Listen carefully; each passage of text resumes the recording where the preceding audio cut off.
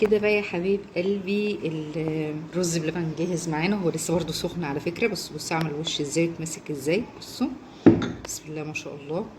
جربوه بالطريقة بتاعتي دي. بصوا، وكريمي كده من جوه. بصوا، هو سخن على فكرة، لسه عايز يتحط في التلاجة بس لما يهدى خالص طبعا.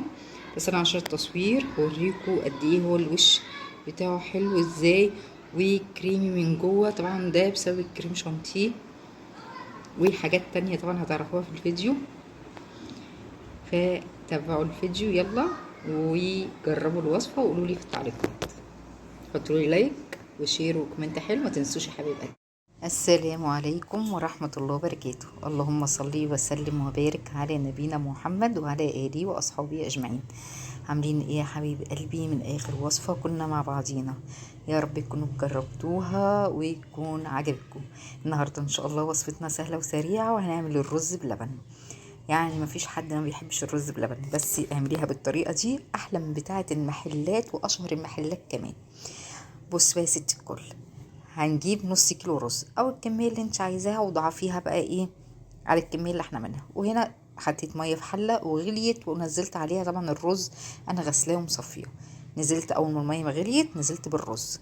تمام، اخدت كده كام غلوه اهو زي ما انتم شايفين، واقلب عليها.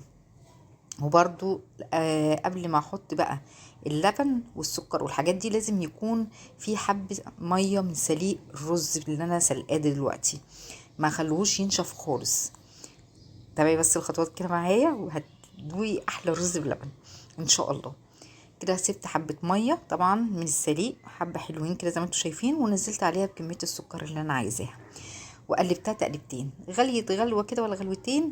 طبعا انا هنا معايا 3 اكياس فانيليا، انت عايزه تزودي الفانيليا شويه زودي، مفيش مشكله، يعني ممكن تزودي واحده ولا 2 كمان. انا بقى هنا فتحتهم ونزلتهم واقلبهم واخليها تاخد كمان غلوه.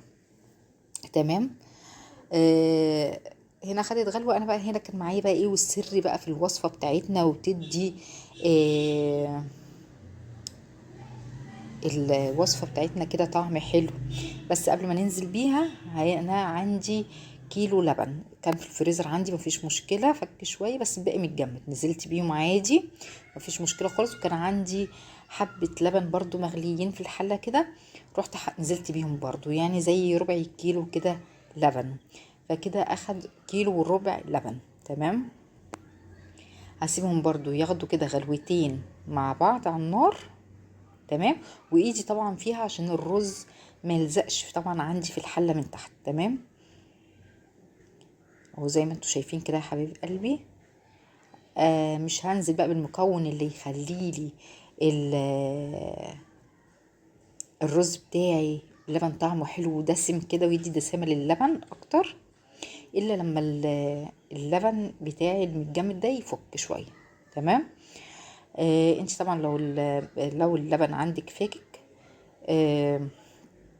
على طول غلوه ولا غلوتين وتنزلي بالكريم شانتيه. هنا معايا كريم شانتيه دريم، هنزل بالباكو كله.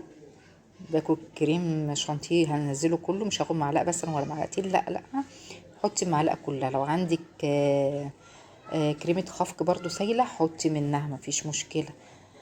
عندك معلقه سمنه بلدي حطي. كل الحاجات دي بتدي دسامه للرز باللبن، تخليها في حته تانية صح. هنا طبعا بدوب الكريم شانتيه عندي في حبة مية كده اهوت، مش لازم لبن، حبة مية. وما بتنزليش تقولي مثلا انزله على طول من الكيس بودر كده على الرز بلبن على طول، هيتكتل معاكي، لان الرز بلبن والحليب فيه ساخن جدا فهيتكتل معاكي. فانتي تفكيه الاول، عامليه معاملة النشا كده، فتفكيه بحبة مية وتدوبيه كويس وما يبقاش فيه اي تكتلات، وتنزلي بيه على الرز بلبن بتاعك وتقلبيه تقلبتين وخليه ياخد كده غلوة ولا غلوتين برضو معاه. انا كده كنت هديت النار شوية، واول ما هنزل بالكريم شانتيه كده بعد ما دوبته بحبة مية هقلبه تقلبتين كده واخليه يغلي غلوتين وارفع النار تاني عليه. تمام، انا بقى عايزاه ما يبقاش متكتل، او الرزايه في الرزايه كده وماسكه مع بعض. انت ممكن تسيبيه كده هيغلي، بس الرز هيبقى ماسك كده في بعضه تمام. لا، فانا هعمل ايه؟ انا عايزه السوائل دي ما تروحش مني، اللي هي اللبن، وعايزه الرزايه كده بعيده عن الرزايه التانية زي بتاعت المحلات بالظبط. فهجيب معلقتين هرميين كده كبار نشا، تمام، واللي هي نشا الذره دي، وبرضه افكها بحبه ميه، اقلبها برضو كويس وما اخليش فيها اي تكتلات خالص كده، زي ما انتوا شايفين يا حبايب قلبي. وانزل بيها طبعا انا معليه على الرز بلبن مع الكريم شانتيه دلوقتي، تمام.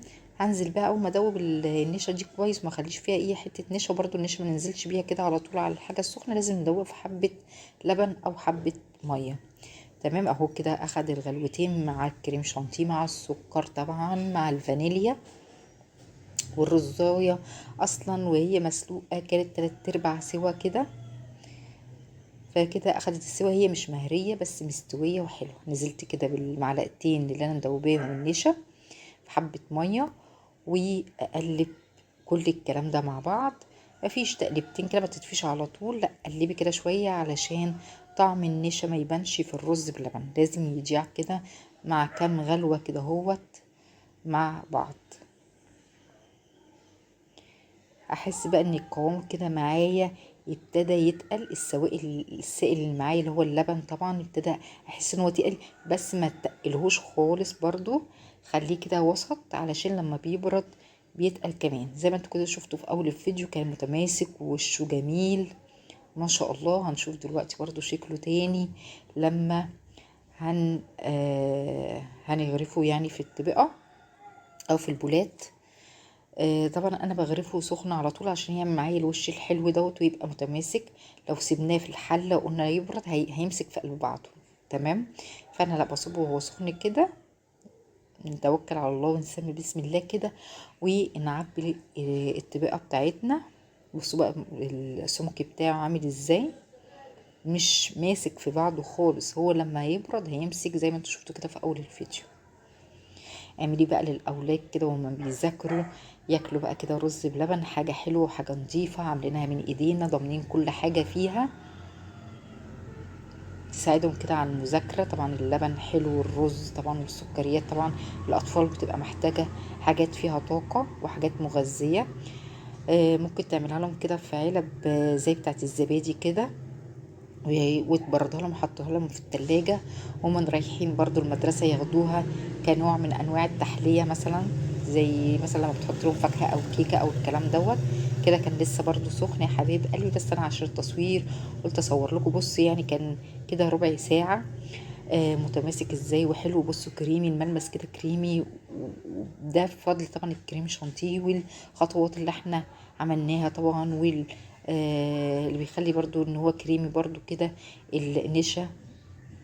فبسم الله ما شاء الله، بوريكم الوش ازاي، جربوه وما تنسوش تكتبوا لي في التعليقات ايه رايكم في الوصفه بتاعت النهارده، وما تنسونيش بقى في اللايك وشير وكومنت حلو. لو اول مره تشوفي قناتي يعني تشتركي في القناه، وبشكر كل متابعيني واحبائي من كل البلاد اللي بيتابعوني وبيحبوني. مع السلامه.